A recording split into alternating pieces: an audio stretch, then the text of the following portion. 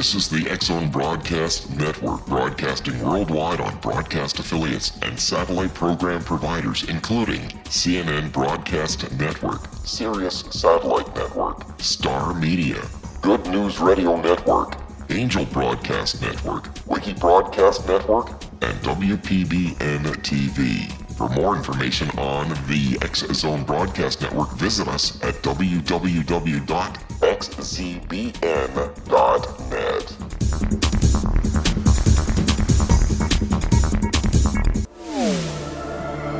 The X-Zone Radio Show with Rob McConnell is largely an opinion talk show. All opinions, comments, or statements of fact expressed by Rob McConnell's guests are strictly their own and are not to be construed as those of the X-Zone Radio Show or endorsed in any manner by Rob McConnell, Relmar McConnell Media Company, the X-Zone Broadcast Network, its affiliated networks, stations, employees, or advertisers.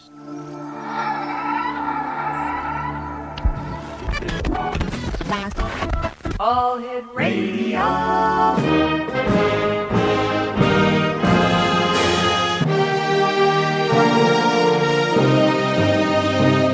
Welcome to the X-Zone, a place where fact is fiction and fiction is reality. Now, here's your host, Rob McConnell.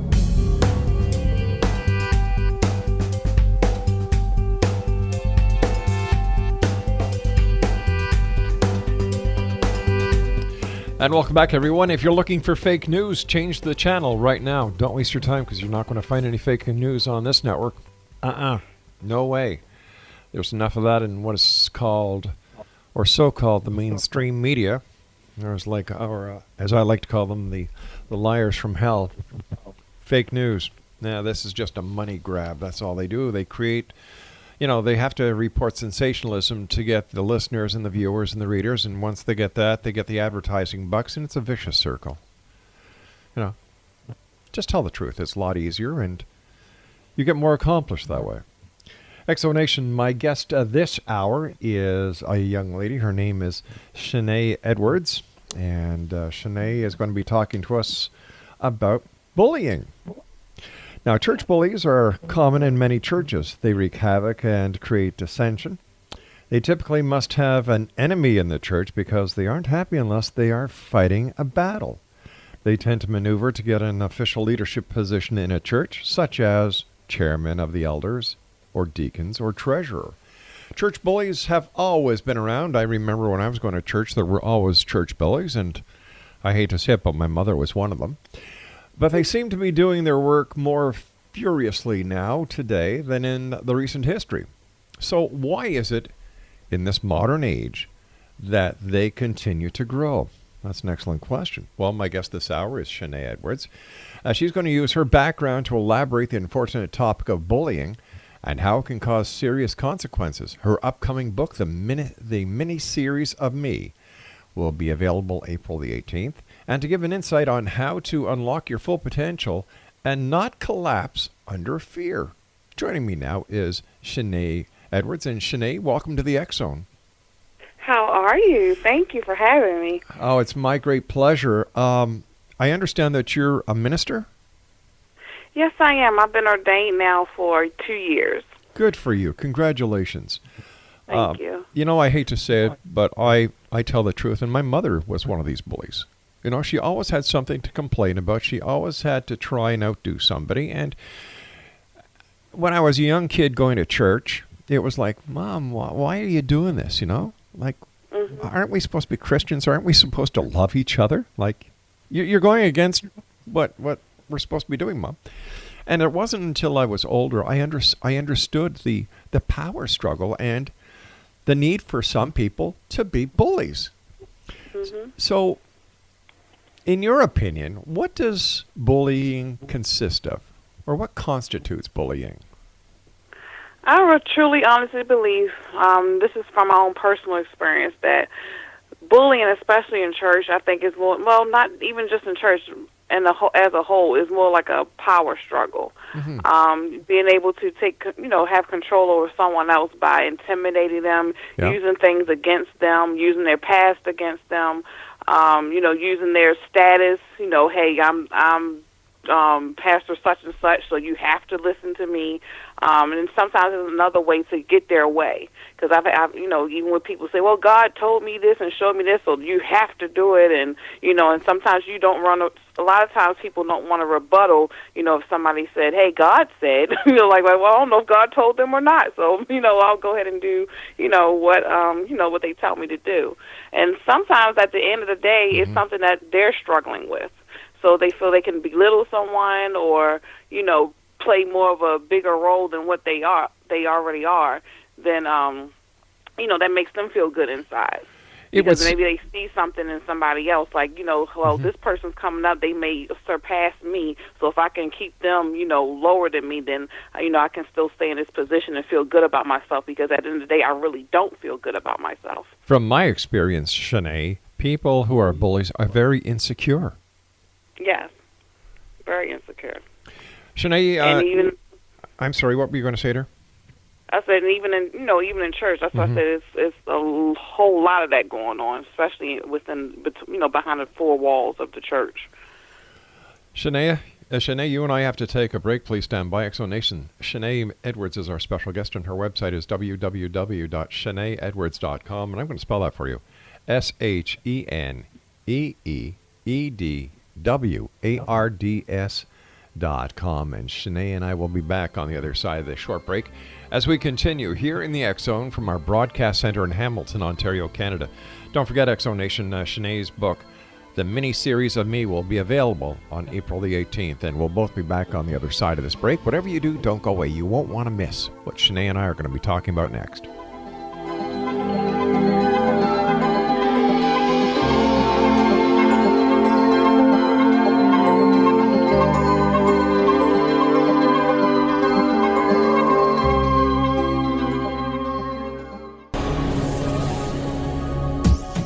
This is the X Zone Broadcast Network, broadcasting worldwide on broadcast affiliates and satellite program providers, including CNN Broadcast Network, Sirius Satellite Network, Star Media, Good News Radio Network, Angel Broadcast Network, Wiki Broadcast Network, and WPBN TV. For more information on the X Zone Broadcast Network, visit us at www.xzbn.net.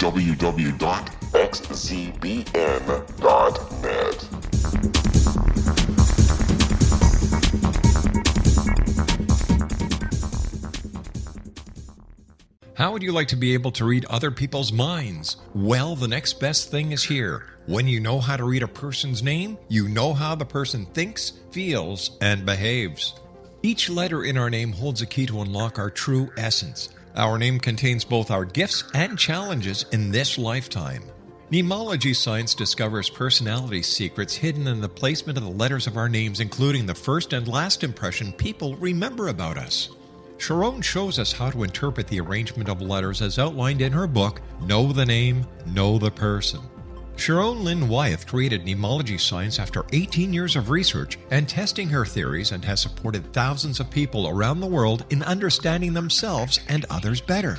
You'll enjoy Sharon's unique teachings as she shares her system to learn the gifts behind your given birth name. Even if you don't like your birth name, there are jewels in this book. If you're thinking of changing your name, ready to name your child, or wanting to get along better with others, this is the book for you.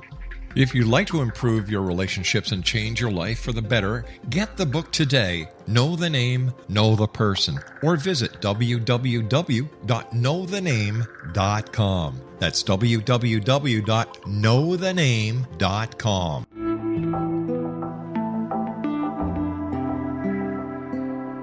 Take a step back in time and discover old Florida cuisine at Marsh Landing Restaurant in Fellsmere, Florida.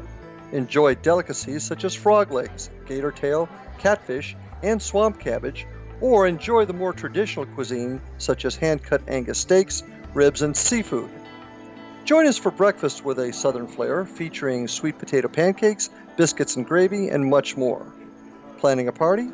Marsh Landing's private dining rooms can accommodate groups from 8 to 80 people.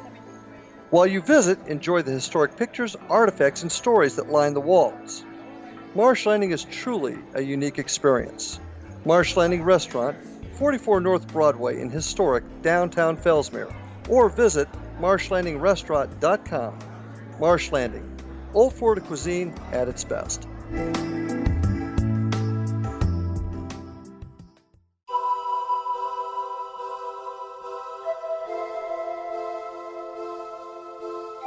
If you're a seeker, don't miss the inspiring book Shamanic Awakening, Between the Dark and the Daylight.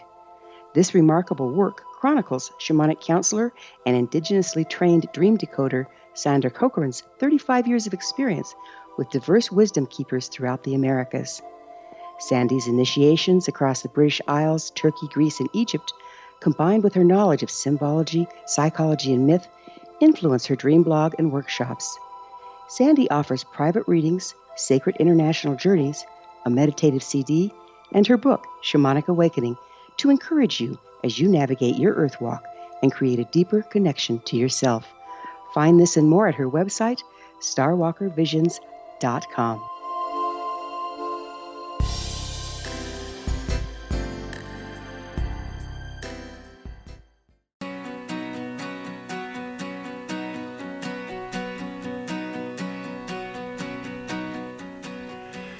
Welcome back. Shenee Edwards is our special guest. Shenee has a new book coming out on April the 18th entitled The Miniseries of Me.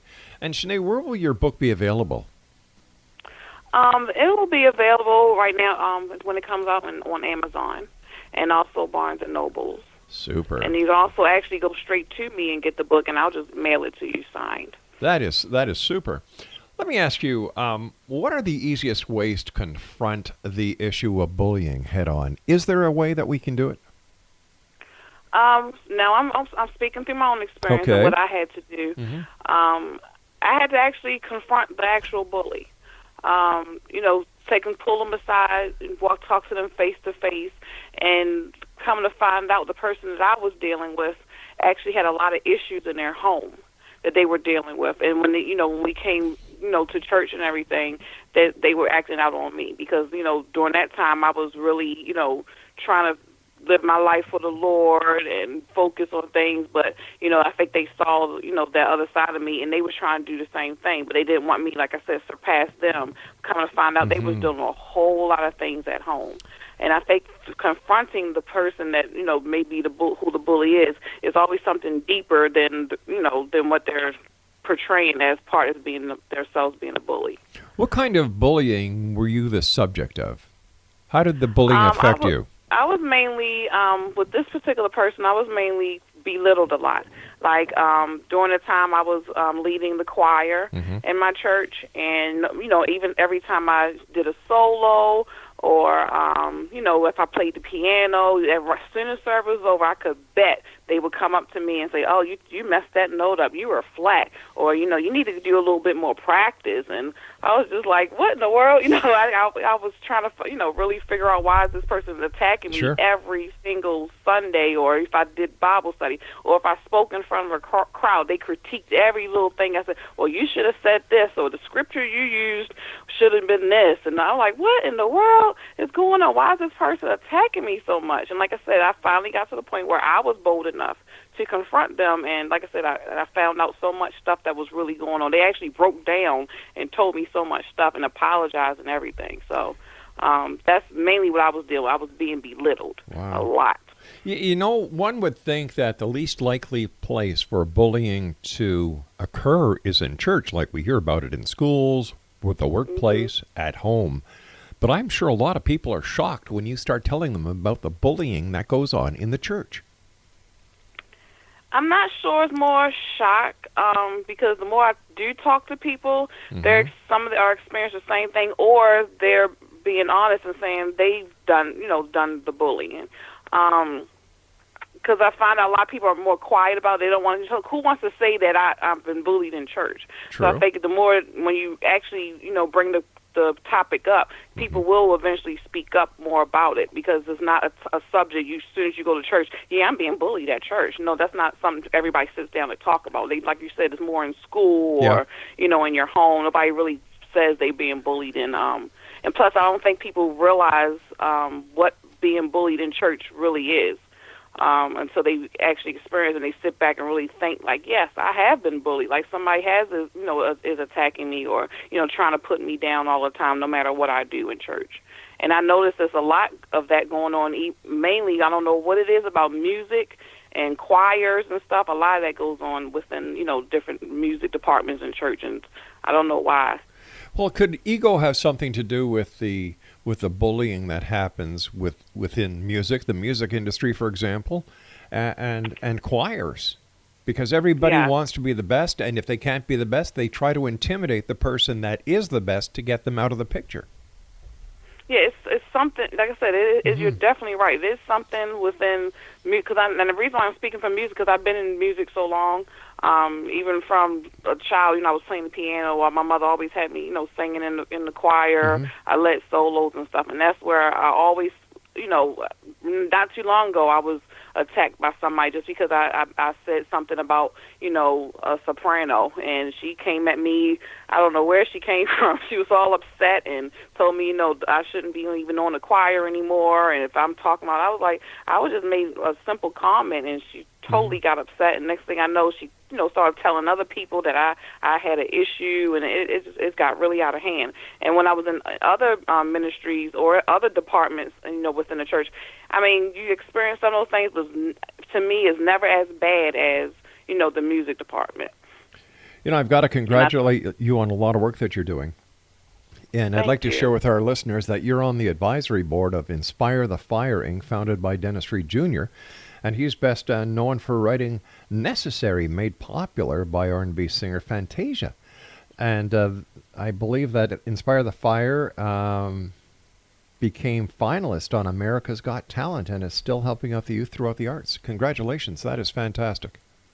Thank you so much. I actually stumbled upon that through my magazine that I'm the editor-in-chief of. I interviewed him in the, which issue was it? The January issue, my winter issue. And he actually just came out and emailed me and asked could I be on the advisory board, and that was it. All right, I'm going to blow your horn here for a few seconds, okay? You don't mind? Get ready to never mind. get ready to turn red. Okay. Shenee Edwards is the editor-in-chief of Indimogul magazine. She's the president of the DMV Christian and Music Awards. She's a prominent expert on molestation, rape, homelessness, drinking, adultery, fornication, and even divorce. She is event planning and social media marketing analyst. She is an ordained minister of the gospel. And like I said earlier, and I've repeated it every segment so far, she is the author of the all-new The Miniseries of Me that's coming out in April of 2017 and will be available on Amazon and Barnes & Noble. Wow, congratulations. Thank you so much. You're helping people all over the place. That's my heart. I just can't help it. I get it I get it from my mother. My mother's the same way. She has a soup kitchen and food pantry, and she's a Christian counselor, so I guess it passed down to me. So I don't know. I don't feel like myself if I'm not helping somebody. Can I ask you something? When does Shenee get time for Shenee? I'm getting better. I'm going to be transparent. I just had surgery about a month ago, and honestly, I think the surgery put me down. I had to rest. I had no choice. So that took some time for me to really sit back and really think, now I'm spending more time with my children. We just did Mommy-Daughter Day last weekend. So I think that experience, I want to help so many people, and then that experience with the surgery I just had made me realize I need to work on, spend some time for me too. And not just me, even my family, because, me deing so much, they was missing that time with me too. Well, we wish you a speedy recovery, dear. When I do have time, tomorrow I'm supposed to speak at a conference, but when I'm done, I'm going to go get my nails done and, and relax a little bit. Way to go. Way to go. Well, like I was saying, we wish you a speedy recovery, a complete recovery, that is.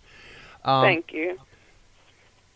Is there a preconceived notion, Shenee, that everyone will be subject to bullying in some stage of their lives? I believe so. I believe because it's always someone who has some type of, like you said, like you mentioned with the insecurity. It's somebody that you're going to be around is going to have that insecure feeling that either you're going to be, doing things better, or like I said, they're having some other issues and they take it out on, on you. Even people that I've known that were bullies, and like in high school with Facebook being so popular now, social media. Period. I'm actually good friends with somebody who bullied me in high school. We're really good friends, and and I come to find out she was bullied. So it was like, I'm like, I didn't know. She said, yeah, I apologize. When we finally talked, she said, I apologize for how I did you in high school and everything. And she said, you didn't know, my cousins and she said her family members were bullying her. So when she came to school, that was her time to, so I think it becomes a cycle. So it turns around like everybody will end up, experiencing some form of it. Is there anything that we can do to protect ourselves from bullying? My mom always says ignoring, but that's kind of hard to do, especially if you have a very, I would say, different type of personality than somebody who can ignore it. Or as good Christians say, you turn the other cheek. Yeah, turn the other cheek. But that, even me, I love the Lord, but sometimes that other cheek base, it doesn't work. Well, even the Lord got really ticked off one day. Remember the story about what he did in the temple? Yes, tore all the tables up. Yeah, we're all human. Tables and everything. He even called some of the Pharisees dogs and everything. I mean, oh goodness, he got upset. But yeah, I think the main thing is, like I said, I would not just confront it. I would talk to somebody about it. I think a lot of times, or write it down. I'm being bullied, get those feelings out so it'll be easier for you to react. And then just figure out what's really going on with the other person. I think a lot of times we don't communicate, with the person that's bullying us. Sometimes we don't understand what the catalyst is on the other side. And when we get to know the person, and I think this is where common sense fits in, when you get to know the other person and you open the communication dialogue, because bullying is usually a one-sided dialogue. But if you can get that dialogue going two ways, I believe that we can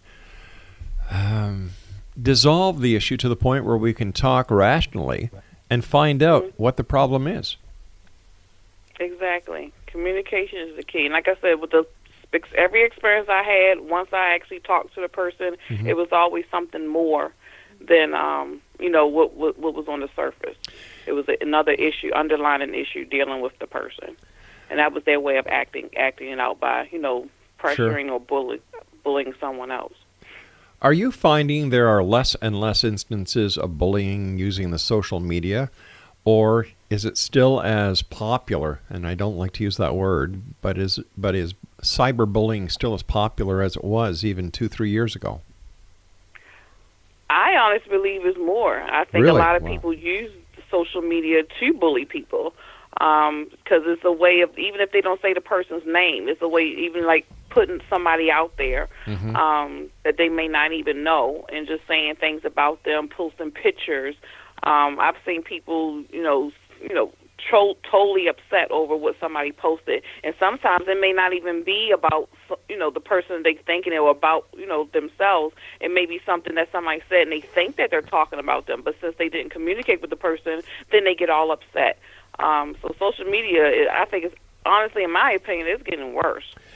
Because I've seen friendships break up because they feel as though somebody's messing with me on social. They're saying things. They're contacting me on my direct, direct message, in my inbox, and I think it's people, and people can hide behind social media more than doing it in person. It's making people who maybe not usually maybe in person would be a bully, but they can hide behind even fake profiles and bully somebody.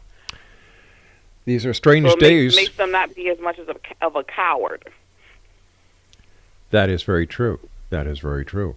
You and I have to take our news break at the bottom of the hour, Shenee. Please stand by. Thank you so much for joining us. It's a great pleasure talking to you, and continued success in all of your wonderful venues and ventures. Thank you, sir. All right, Exo Nation.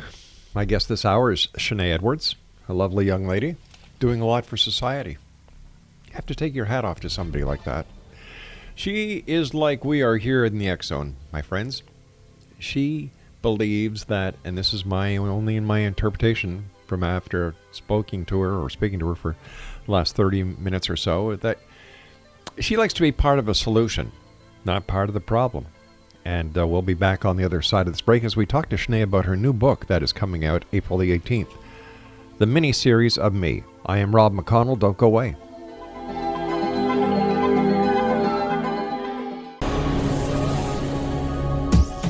This is the X-Zone Broadcast Network, broadcasting worldwide on broadcast affiliates and satellite program providers, including CNN Broadcast Network, Sirius Satellite Network, Star Media, Good News Radio Network, Angel Broadcast Network, Wiki Broadcast Network, and WPBN TV. For more information on the X-Zone Broadcast Network, visit us at www.xzbn.net.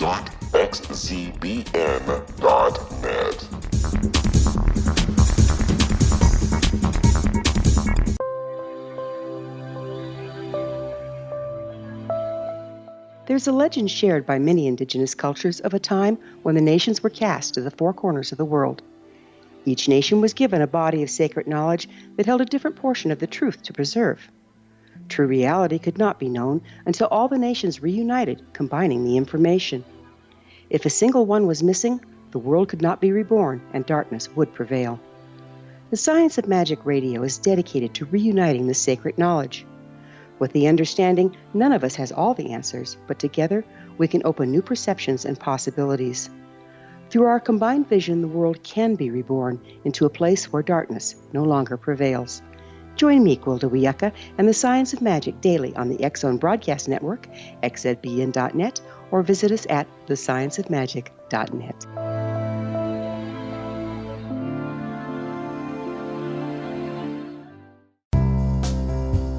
Gibbs A. Williams, Ph.D., is a practicing psychoanalyst, supervisor, researcher, and author in New York City.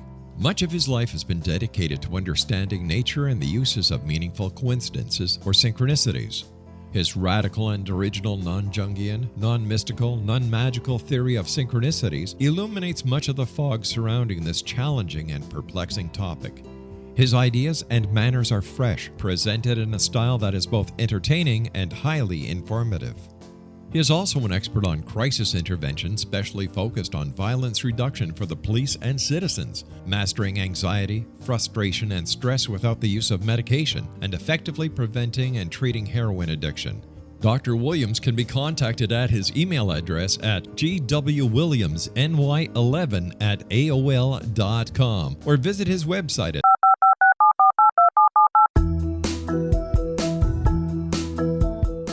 Did you know that when you're on the road with limited data or Wi-Fi, you can still listen to the X-Zone Radio Show with Rob McConnell, The Science of Magic with Gwilda Wiyaka, X-1, Dimension X, Space Patrol, and every minute of the X-Zone Broadcast Network by calling 213-401-0080, courtesy of Audio Now. No smartphone, app, or internet needed. It saves your data plan and it's free if you have unlimited minutes. Call 213-401-0080 to listen on any phone, anytime, anywhere. Remember 213-401-0080 for the best of the paranormal, parapsychology, and sci-fi radio programming anywhere, 24/7, 365.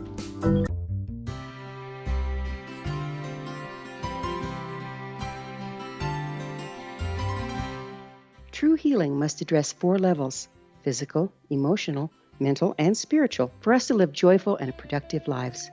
We tend to treat 3 of the 4, leaving the spiritual languishing. If you're tired of the same dysfunctional patterns cropping up in your life, Soul Balancing is for you.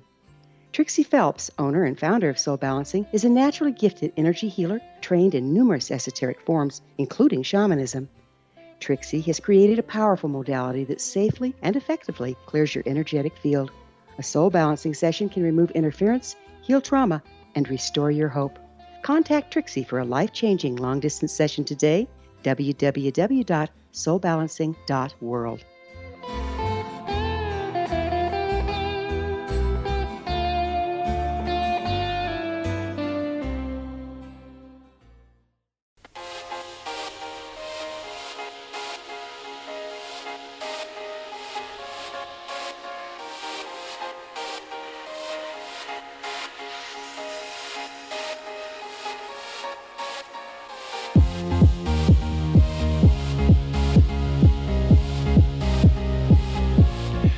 Welcome back, everyone. Shenee Edwards is our special guest. www.sheneeedwards.com is her website. She has her new book coming out April the 18th. It'll be available on Amazon and on Barnes & Noble. It's entitled The Miniseries of Me. Tell us about your book. Well, the Miniseries of Me is basically a collection of short stories that deal with a lot of difficult issues that people have, and mostly it's about me.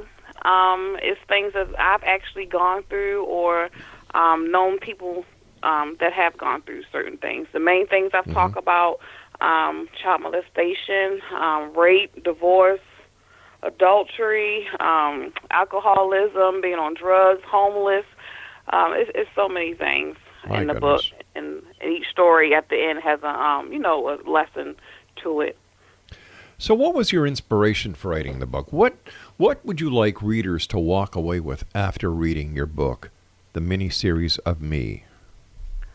I would like them to walk away knowing that life happens, but at the end of the day, you can forgive yourself, and you can, really find that with God, that God really loves you within your heart. No matter what you do, no matter who you know, what you've done, or who you are, He still loves you.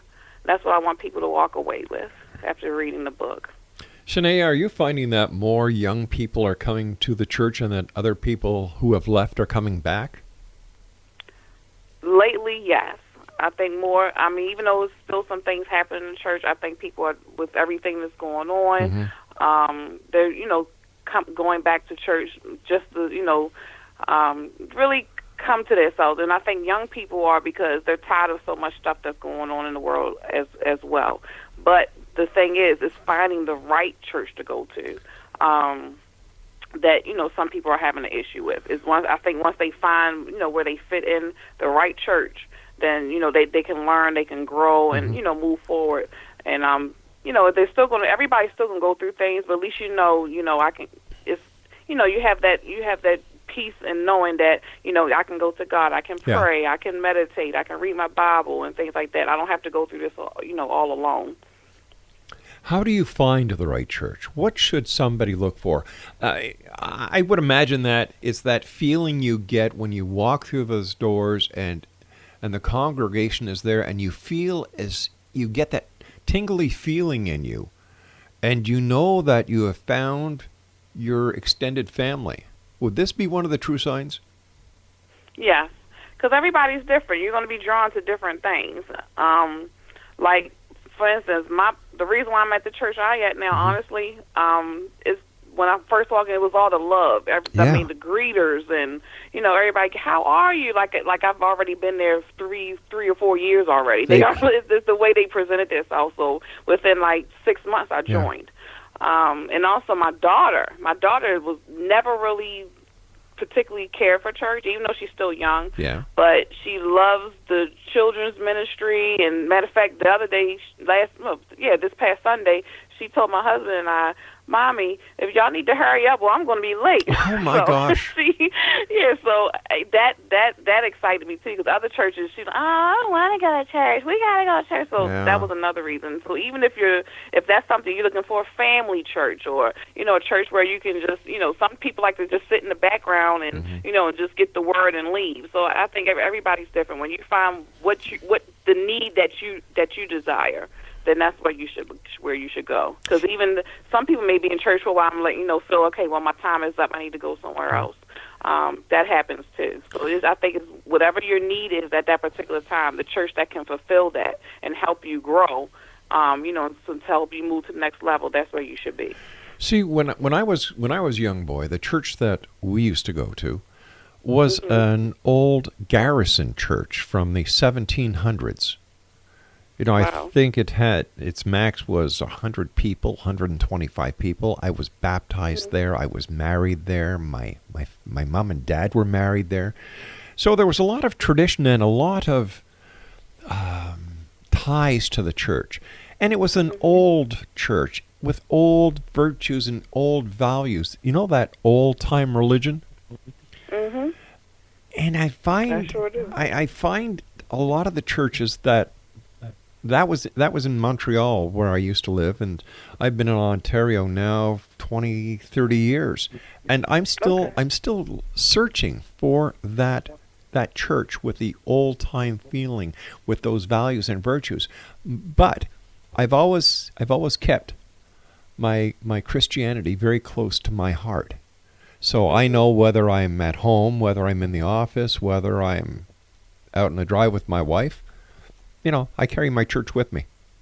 Because at the end of the day, it's still about your relationship with God. Exactly. And because even like you were saying, is you taking that church with you, because we are the church. Yeah. And because the Bible that we read says we are the church, so we're going to have that feeling of wanting a more desire to be with God. Like if you're just sitting in your living room, like sometimes I'm by myself and I'll just close my eyes and I'll have a tear fall down and just thinking about all the stuff I've been through and how He's brought me out of it. So it's also building your relationship. I think some people, at the same time, they're looking for a place, but then they forget, like what you said, carrying that in you, still in your heart. Because at the end of the day, when church is over, what you're going to do with everything you learned? Are you still going to study on your own? Are you going to listen to the gospel on your own, things like that, Christian music, worship music, on your own? Because you still got to live after those 2 or 3 hours are over. Exactly. How do you find these televangelist television shows like Jimmy Swaggart, Ernest Angley, Pop Off, the old PTL Club? The way I saw it, and I would appreciate your opinion being a member of the clergy, I saw it as anything but real. Like, in my opinion, they were not doing what a church should do. I understand that all churches, everything takes money. I understand that. But they went overboard. They preyed on the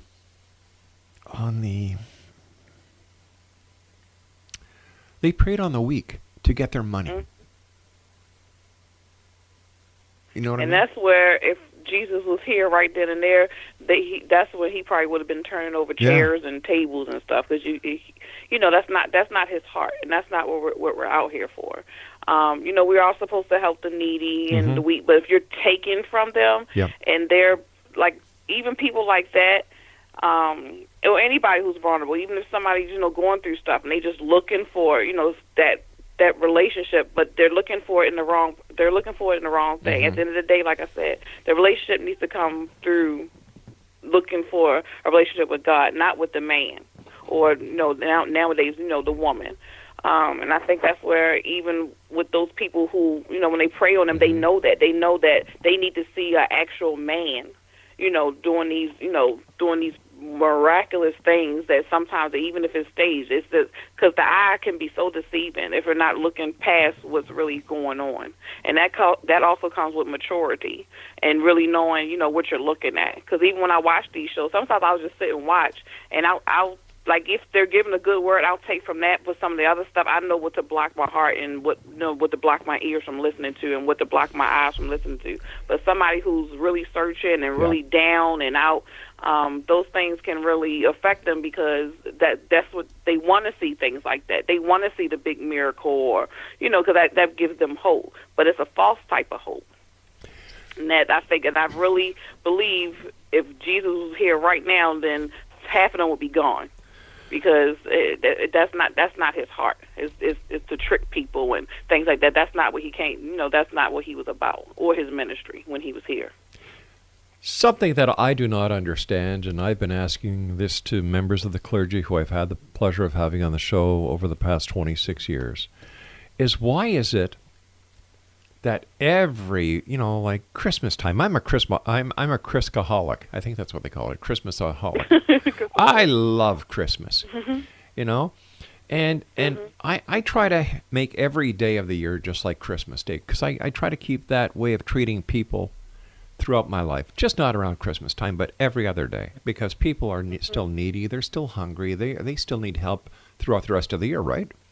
And it seems that as we get closer to Christmas, all these people dig deeper in their pockets. They go into their pantries, and they'll smile, and the Christmas spirit.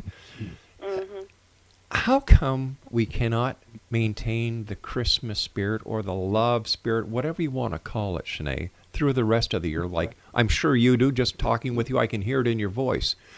There are other people that I meet that I can see that they are true to their means, that they're true to themselves, they're true to their heart, and they're true to the other members of society. But that's the minority of people. And yet the minority join the majority of people join the minority of people and celebrate Christmas. And there's such a miraculous change in them. Why can't we be like this all year round? I think part of it is, like you were saying earlier, tradition. It just becomes, this is something that I do on Christmas, and I don't have to worry about, the rest of the year. I did my deed. I did my quote unquote good Samaritan deed for the year. And unfortunately, Christmas time is usually around that time that people feel low. Because the reason I'm saying it because my father used to say stuff like that. Like, well, I gave for the month, or he would say things like that, and I think that's how some people feel, when Chris, I gave for the year, I'm good with God, let's, I continue the rest of my life and do what I want to do, and unfortunately, it's just that's how just people are, and I think when they really realize, that there's really not, it's not saying it's not effective. Because during that time it is a lot of needy people, but after Christmas and is over, those same people may still be needy. You may have just, if you gave them some soup for Christmas, the next day what's going to happen? They're not going to have any soup because you didn't go to the soup kitchen. So I think it's more out of tradition, and like I said, and you feel good because you gave, but, then the feeling is over. And unfortunately, like you said, it's not many people who have, the heart maybe like you or me or, somebody else. Like, I see somebody, the other day, not too long ago, my husband, he went to Subway and got the guy on the corner, gave him a sub, bought him a sub, just to give it to him. But, I think you just have to have a heart for that. No, I think it's a little bit more than that. I think you have to have God to do that. Yeah. You need to be God's heart. Exactly. Yeah, the heart of God. Because, I keep on telling listeners this. Like they say, Rob, you talk about UFOs, you talk about ghost hauntings, things that go bump the night, this, that, and that thing. And then you talk about religion. Well, hello. It's all part of the same package. It's a mystery to some.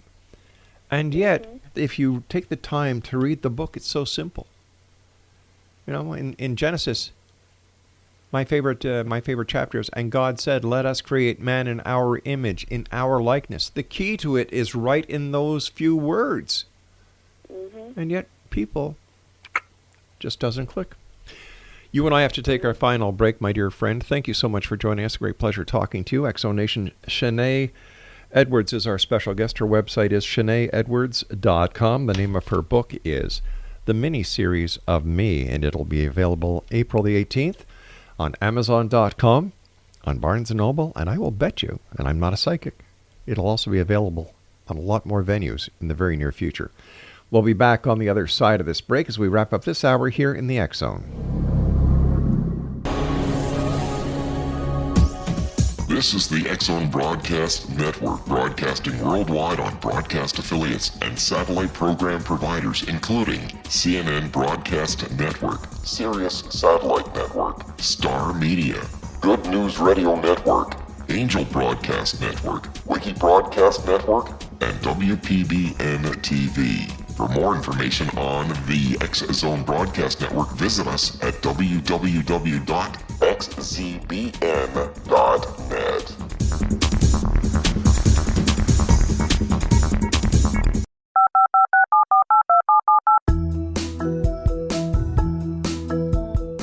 Did you know that when you're on the road with limited data or Wi-Fi, you can still listen to the X Zone Radio Show with Rob McConnell, The Science of Magic with Gwilda Wiyaka, X-1, Dimension X, Space Patrol, and every minute of the X Zone Broadcast Network by calling 213-401-0080, courtesy of Audio Now. No smartphone, app, or internet needed. It saves your data plan and it's free if you have unlimited minutes. Call 213-401-0080 to listen on any phone, anytime, anywhere. Remember 213-401-0080 for the best of the paranormal, parapsychology, and sci-fi radio programming anywhere, 24/7, 365.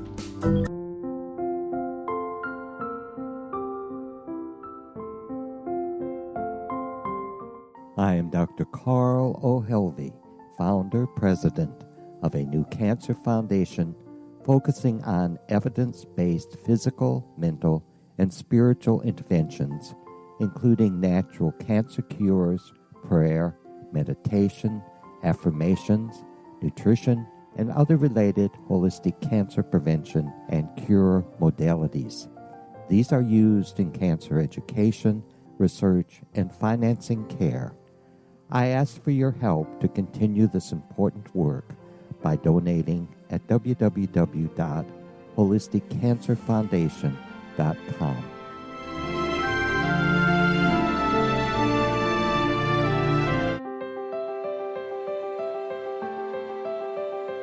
Wouldn't you love to know the secret to everything? I'm Dr. Kimberly McGeorge, and on The Secret to Everything, we will merge the practical with open investigation into all realms of the mysterious. We will talk to cutting-edge alternative health practitioners, those who inspire and motivate you in business and life, and of course, we will share stories of the paranormal, conspiracy, and cryptozoology.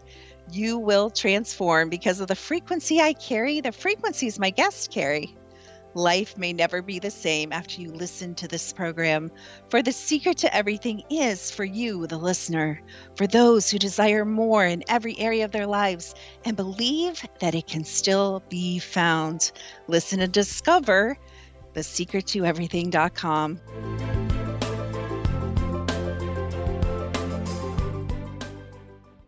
Little children aren't the only ones afraid of the dark. Millions of soldiers return from war zones with PTSD, anger, frustration, fear, and loneliness, much of which surfaces during the darkness of the night. You have the chance to change the lives of these American heroes. Songs and Stories for Soldiers.us provides free MP3 players for these men and women. With a list of 3 million songs in 16 different styles, 100,000 audiobooks, and 30,000 old-time radio programs, every veteran can find something to soothe and comfort them at no cost. All our players contain an 8-hour audio program designed to help veterans fall asleep. With 1,500 plus vets now participating, it's our goal to deliver 10,000 audio players this year. Go to our website at songsandstoriesforsoldiers.us. Help us help a veteran make it through the night.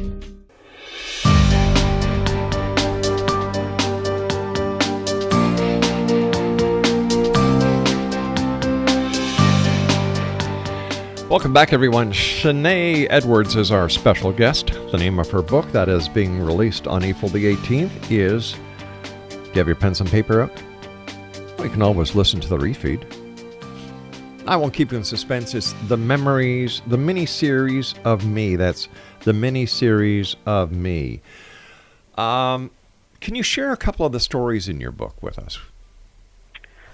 Oh, great. Yeah, I sure would. One of them, actually, I'll bring this one up. I actually was talking about the relationship with me and my biological father, all the ups and downs we went through, dealing with him not really being around in my life. I actually put, in the story, I actually put excerpt from an email that he sent. And this particular story took me a while to get through. I didn't realize I still had a lot of unforgiveness in my heart towards him. And I actually, one of the nights that I was, writing the story, I had actually called my mentor because I just started crying and I just couldn't control myself. And, she told me to keep writing. the whole time you're doing this story, keep writing. That's the best part, because it's also, you emptying out, all the feelings that you had, the negative feelings you had for him. So that particular story, I think, will affect a lot of people, because a lot of people do have dealt with, not having their father in their lives, or, if they knew who he was, then him not really playing a huge role in their life. Another story, I did it from a male's perspective about adultery. How a male, felt about, his wife cheating on him. She was in the church and a Christian and everything. And how he was, looking towards her and how her life was and with her family, and really looking to, serve God. But when she did, committed this act, it kind of made him forget about everything. Like, he was like, if this is the person I love and she did this to me, what kind of God would, allow me to hurt like this when the woman that I put my all into, turned around and, had sex with someone else. Yeah. So I did it from a male's perspective. So, it's for men, too. I got a lot of people saying, this is for as a woman. I think, no, I have a couple of things about men. I have another story about a male and a female that were best friends, just friends. He was always there for her, and when he finally needed her the most, she bailed on him. She fell in love and wouldn't have nothing to do with him. Mainly on her end, her defense was she didn't want to, do anything to disrespect her relationship. But at the same time, he felt hurt because, every time she was in trouble, every time she needed him, he was always there. And so he ended up not speaking to her anymore. Mm-hmm. So I talk about a lot of different things, even as far as the, being raped. That story came from me because I was raped. Oh, no. So I use my experience, in that story, from someone in my neighborhood I've known for a long time. And, after, being raped, it was like, okay, well, I tried to keep myself, as a Christian, growing up in a Christian home, trying to keep myself, wait until I got married and keep myself pure. And then this happened. So what was the point? I'm not a virgin anymore, so I might as well just, go ahead and have sex anyway. So that, I came from that perspective as well. So it's a lot of different topics, like I said, that I cover that I would not let a child, read. Sure. But I think it's a lot of healing in it because it's something that everybody can relate to. Everybody can relate. People can relate to even with a divorce. Mm-hmm. Alcoholism. I touch on a lot of subjects. And most of the stories are only six to 7 pages. It's not too long, but I cover a lot in those 6 and 7 pages for each story. Why is it when something goes wrong in someone's life, they say, God, why have you done this to me? Mm-hmm. I don't understand why people blame God for their fallacies or for the situations that they've put themselves in. And that's something that I struggle with, too, because I did it. I know when my divorce, when I had, got the first thing I said was, I wanted this marriage to last forever. God, what mm-hmm. happened? And to come to realize that was my fault. Like, I think a lot of times we don't want to put the blame on where the blame needs to be. The issue was that it was me and my husband had issues that we never dealt with before we got married. Mm-hmm. And the first thing we could do was blame God, because a lot of times people don't want to blame themselves. So who else can you think to blame than God? Yeah. Because it's not like you're going to really rebuttal and you and God going to go back and forth and all this stuff. So the first thing, hey, God did this, or God took my mother away, or, I lost my house, God took my house away. And then, no, you didn't pay your bills. Exactly. Something happened. You don't want to, it's like we don't want to a lot of us don't want to take the blame for ourselves until we come face to face, look in the mirror and say, you know what? No, I'm sorry, God, forgive me. That was me. I was at fault. And I think that's with a lot of people. They don't want to take responsibility for their own actions until they have to really face themselves and realize, no, that was not God. That was something I did or something someone else did. Or either, they too afraid to blame another person. That's how I was even when I got molested. Like, I never, I always felt like, God, well, he put me in a situation where I got molested, blah, blah, blah. No, that was because this crazy man felt as though a 12-year-old was, he needed to have sex with a 12-year-old. So I think, like I said, it's all about not taking the blame for your own actions. How has God being in your life changed your life? Oh, wow. So, with all the stuff I've been through, I should be so angry and bitter and hateful. But I just have so much love in me now. It's hard to describe. I know it's like undescribable. Like, I just can't describe what he's really done. And I think that's why I'm so passionate about my relationship with him, because I know how he's changed my life. I know, me seeking and trying to find, build a strong relationship. And it's not as strong as I even would like it to be. I know it's still, I still have a lot to go. But I think if I did not have this type of relationship, like, I would not be such a happy-go-lucky person. I was an angry person at one time until, like I said, I sat down one night and I cried and cried and cried, and I just felt like this peace overtake me. Like, I have you. Don't worry about anything. Nobody said anything to me. Nobody was in the room. It was like this presence I felt. And I'm not, and if anybody knows me, everybody who knows I'm not a super, super religious person. Like, well, oh, God came down and a lightning bolt and all this. I don't do that. I just know at that moment, I just know my life changed because, I accepted the fact that, no matter what I do, there's somebody out there who loves me regardless. I don't have to be perfect. He just loves me. How do you deal within your ministry with the number of growing different religious philosophies within the United States that don't have the same religious doctrines as we do? I think the way I deal with it, it's a respect factor. Like my biological father family, the whole family is Jehovah's Witness. However, they don't celebrate all the holidays like I do. So, when Christmas time comes around, I don't expect them to come over my house because they're not. Right. They don't celebrate it. But it's still a respect. I think it's still a respect. But we still love each other. We're still family. I don't down them and say, oh, no, you got to believe in believe in this. And we don't do that. I just think now it's just respect. I think if you respect each other and what you believe in, it's not harping, well, this is wrong and you're right, because how we know that we're right, how we know that what we're believing is right. I mean, we know in our hearts, and they know in their hearts what they believe is right. So I just think it's a matter of respect, like, coming together. I can still come with you. We can have a normal conversation. Sometimes it does come into a little debate, but at the end of the day, we all have the same purpose. We want something that we can look up to, have some type of hope in, because we're still human. So it's something spiritual out there that we all are looking for. And don't forget, the good book says, do unto others as you would have them do unto you. And in my interpretation of them, that is respect. Yep. All boils down to respect. Like I said, I experienced that. Like I said, my whole family, like, they're all Jehovah's Witness. So, then I'm, like Chris, I would love for them to come over on Christmas, but hey, I don't even call them because I know I don't, I would never disrespect them like that and say, hey, Merry Christmas, just to be funny. Because, I wouldn't do it, because I wouldn't want them calling me saying, hey, don't celebrate Christmas. You know what I'm saying? So, exactly. Like you said, respect is key. What does your family think about your book? My family, some of them are kind of a little leery because I am putting a lot of things out there, even though I did change names and things. However, they're actually proud of me. Good.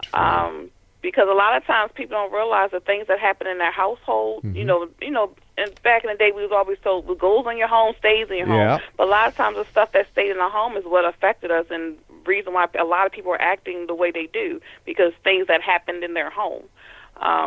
So, that's like I said, I wanted to protect my family, but at the same time, I had to do it because I felt as though, somebody can learn from this. There's a little girl or, a guy out there that needs to read a story and say, oh my gosh, I can relate to this. I can get through this. They actually support. Matter of fact, my mother, she's been a huge support. She was the main person I was worried about, because she knows a lot. She really don't know everything I've been through and everything I've done. So I was kind of worried about what she would think of me.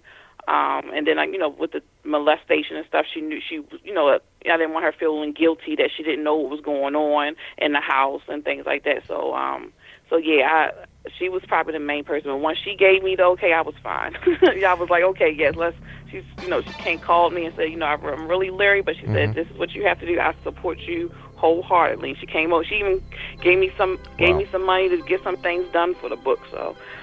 Hey, Shenee, I hate to do this, my dear. You and I have to say so long for tonight. I want to thank you so much for joining us. It's been a great pleasure talking to you. Continued success.